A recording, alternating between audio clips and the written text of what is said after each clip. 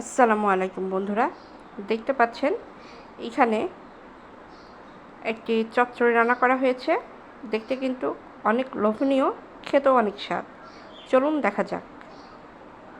প্রথমত আমি কড়াইতে পরিমাণ মতন তেল দিয়ে দিলাম।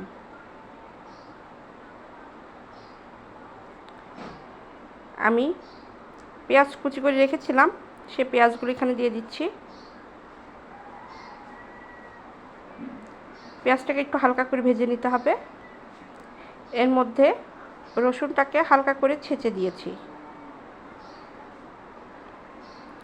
এখানে দেখতে পাচ্ছেন বাঁশপাতা শুটকি মাছ ব্যবহার করছি। এটা আমি আগে থেকে শুকনো তাওয়ায় তেলে এবং গরম পানি দিয়ে ভালো করে ধুয়ে নিয়েছি। এগুলোকে এখন ভালো করে ভেজে নিতে হবে।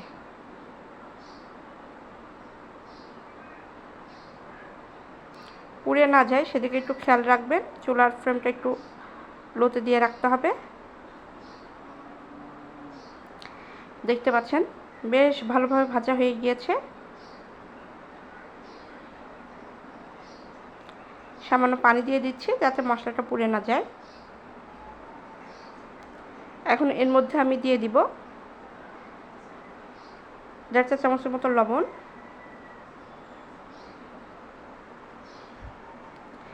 1 চা চামচ মরিচের গুঁড়া,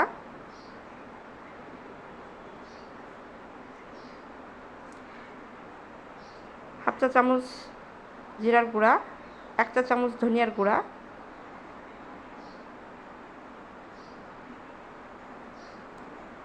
এবং দিয়ে দিলাম 1/2 চা চামচ হলুদের গুঁড়া। এটাকে ভালো করে কষিয়ে নিতে হবে।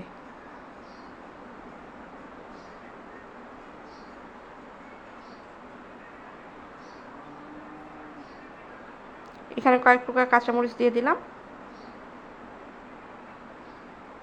দেখতে পাচ্ছেন বেশ ভালোভাবে শুকিয়ে গিয়েছে, তেলটা বেশ ছেড়ে দিয়েছে। এর মধ্যে আমি ধুন্দুলগুলো দিয়ে দিব। ধুন্দুলগুলো দেখতে পাচ্ছেন পাতলা পাতলা করে আমি কেটে নিয়েছি।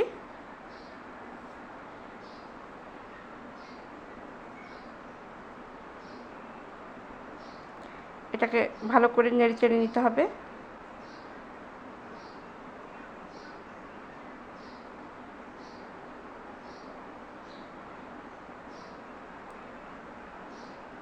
এটাকে ভালোভাবে নেড়ে চেড়ে নিয়েছি আমি। এখন কিছু সময়ের জন্য আমি ঢাকনা দিয়ে ঢেকে রাখবো। কিছু সময় পরে এসে আমি ঢাকনাটা তুলে নিচ্ছি। দেখতে পাচ্ছেন একদম নরম হয়ে গিয়েছে এবং এটা কিন্তু অল্প পরিমাণ হয়ে গিয়েছে।